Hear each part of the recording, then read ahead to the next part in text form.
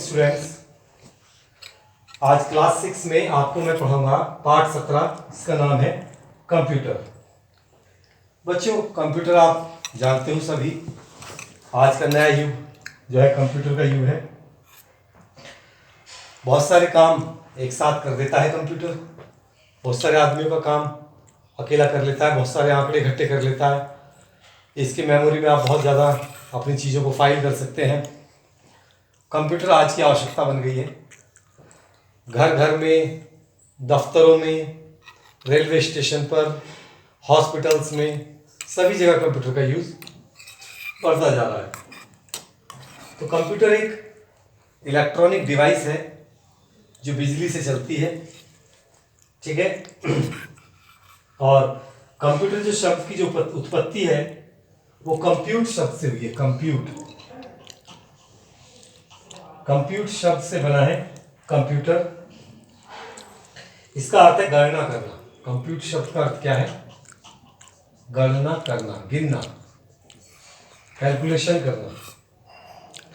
तो कंप्यूटर को आमतौर पर एक गणक युक्ति यानी कैलकुलेटिंग डिवाइस माना जाता है जो अंकगणित और तार्किक ऑपरेशन को तेजी से करता है। लेकिन अधिक सही तौर पर कहा जाए तो कंप्यूटर का उपयोग सिर्फ गणना तक सीमित नहीं है। आज इसका उपयोग म्यूजिक, ग्राफिक्स, इंटरनेट आदि अन्य कई क्षेत्रों में हो रहा है। अतः हम कह सकते हैं कि यह एक इलेक्ट्रॉनिक युक्ति है जो निर्देशों के एक सेट, जिसे प्रोग्राम कहा जाता है, के अनुसार विभिन्न प्रकार से कार्य करता है। इसके बाद परिणाम का प्रदर्शन या प्रिंट करता है, डाटा को एक्सेप्ट, स्टोर और उन्हें मैनिपुलेट यानी इधर उधर कर सकता है। कंप्यूटर का विकास कैसे हुआ बच्चों? कंप्यूटर का विकास कैसे हुआ? तो बच्चों, पहले गणना के लिए प्रयोग में लाई जाने वाली युक्तियों में यांत्रिक मैकेनिकल डिवाइस थी। जैसे अबेकस को पहला कंप्यूटर माना जाता है। इसके बाद पास्कल, लॉरेंस, जैकब, एंटोसोवेरी आदि बहुत सारी डिवाइस थी। लेकिन ये इनमें मेमोरी नहीं थी। ये जो हम काम करते थे उसे वापस हमें दोबारा नहीं बता पाती थी। लेकिन 17वीं शताब्दी में एक वैज्ञानिक आए, चार्ल्स बेवेज। ये नाम याद रखेंगे आप, चार्ल्स बेवेज।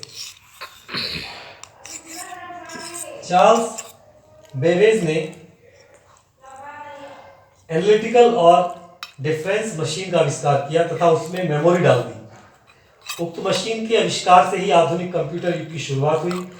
अब तो बाद में अनेक प्रकार के उसी आधार पर आधुनिक कंप्यूटर बनते चले गए और आज आपके सामने जो कंप्यूटर दिखाई देता है वो आधुनिक कंप्यूटर का ही रूप है। कंप्यूटर के प्रकार। कंप्यूटर बच्चों कई प्रकार का होता है।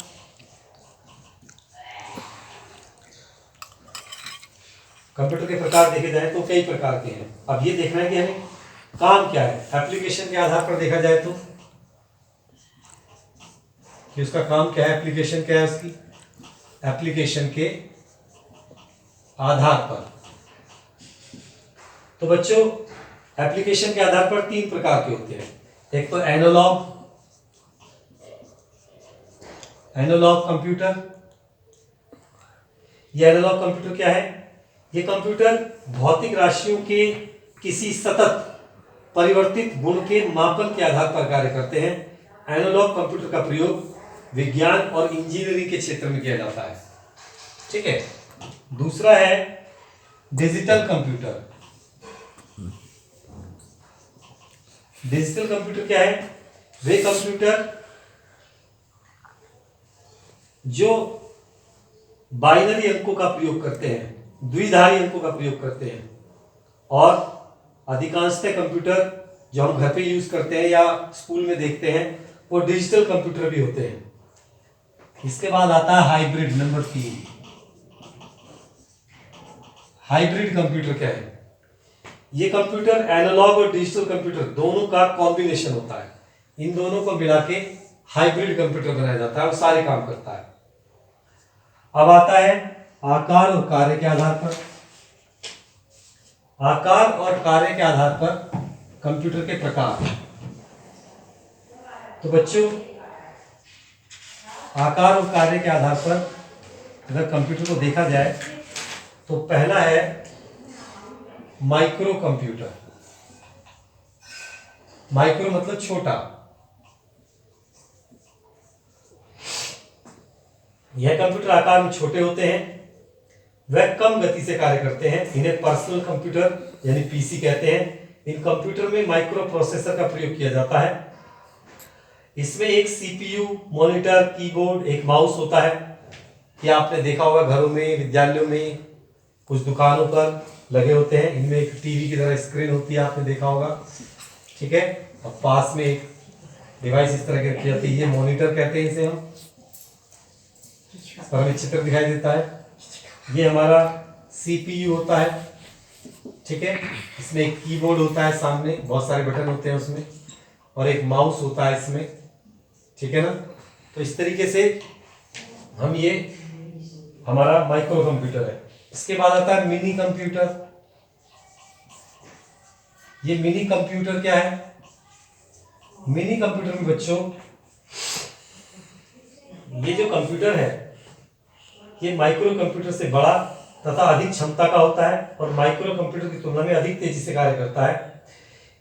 इनकी संग्रहण क्षमता भी अधिक होती है, ज्यादा डाटा स्टोर कर सकते हैं। इसके बाद आता है main frame computer. Main frame computer ये कैसे कंप्यूटर है बच्चों? ये कंप्यूटर आकार में माइक्रो और मिनी कंप्यूटर से बड़ा होता है।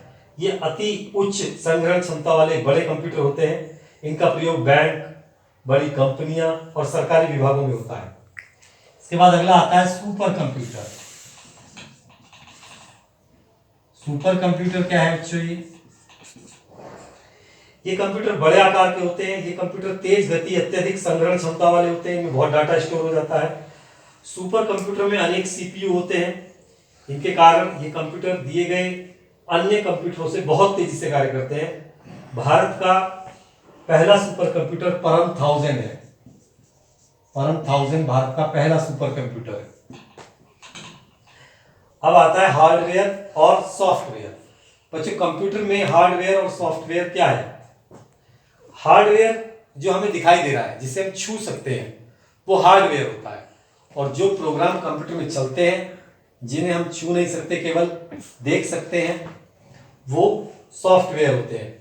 ये सारे हार्डवेयर हैं, मॉनिटर, सीपीयू, कीबोर्ड, माउस और प्रिंटर, स्पीकर, वो सब हमारे आते हैं हार्डवेयर में। और इसके अंदर जो प्रोग्रामिंग चलती है, जो ये लेता है, हमारे ऑर्डर जो ये लेता है, जो और स्क्रीन पर दिखाता है जो चीज़ें हमें, वो सब सॉफ्टवेयर हैं। तो बच्चों इसके बाद आता है input device, output device. Input device क्या है? देखो बच्चों, जो चीजें कंप्यूटर को ऑर्डर देती हैं वो होती है इनपुट डिवाइस, ठीक है। जैसे कीबोर्ड है, माउस है, स्कैनर है, टच स्क्रीन है, वेब कैमरा है, लाइट पेन है, ये सब इनपुट डिवाइस है। इनपुट डिवाइस जो हमारे आदेश लेती हैं, ठीक है। और आउटपुट डिवाइस क्या है? आउटपुट डिवाइस बच्चों ये वो चीजें हैं जो हमें हमारे किए गए कार्य का परिणाम देती हैं। आउटपुट, आउटपुट में आपका आता है मॉनिटर है, ये आउटपुट डिवाइस है, हमें दिखाती है। और प्रिंटर है हमारा, स्पीकर है, ये सब आउटपुट डिवाइस में आता है।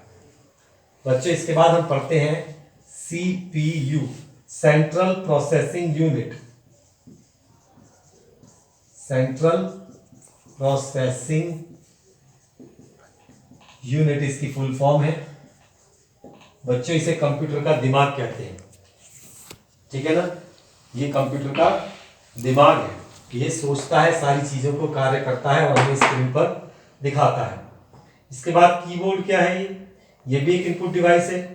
ये इसके द्वारा कोई प्रोग्राम या डाटा कंप्यूटर में एंटर किया जाता है। कंप्यूटर में कुछ भी देना है तो कीबोर्ड और माउस की सहायता से हम इसके अंदर देते हैं। स्पीकर है, वो हमें आवाज देते हैं। मॉनिटर ये सारे प्रोग्रामों को दिखाता है कि क्या हमने दिया और क्या उसका परिणाम आया। ये सब मॉनिटर पे आते हैं। तो बच्चों, जिन प्रोग्राम की मदद से हम कंप्यूटर पर काम करते हैं उन्हें कहते हैं हम सॉफ्टवेयर। ये वो चीजें हैं जिनके द्वारा हम कंप्यूटर पर कार्य करते हैं। अब बच्चों, इसके बाद आते हैं पर्सनल कंप्यूटर। पर्सनल कंप्यूटर में डेस्कटॉप आता है, जो आपके घर पे कंप्यूटर होता है, लैपटॉप है, लैपटॉप भी आप जानते हैं, ठीक है ना।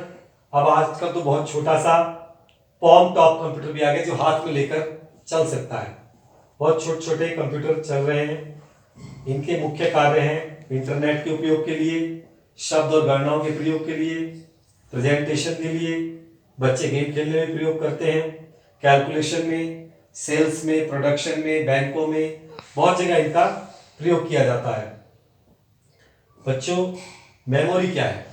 मेमोरी जैसे हमारी याददाश्त होती है, हमें बातें याद रहती हैं, ऐसे ही सीपीयू में मेमोरी भी होती है। ये मेमोरी दो तरह की होती है। एक तो रैम मतलब रैंडम एक्सेस मेमोरी, किसी भी डाटा या सूचना को इकट्ठा करने के लिए रैम का उपयोग करते हैं। इसमें डेटा और सूचनाओं को आवश्यकता अनुसार पढ़ा या बदला जा सकता है।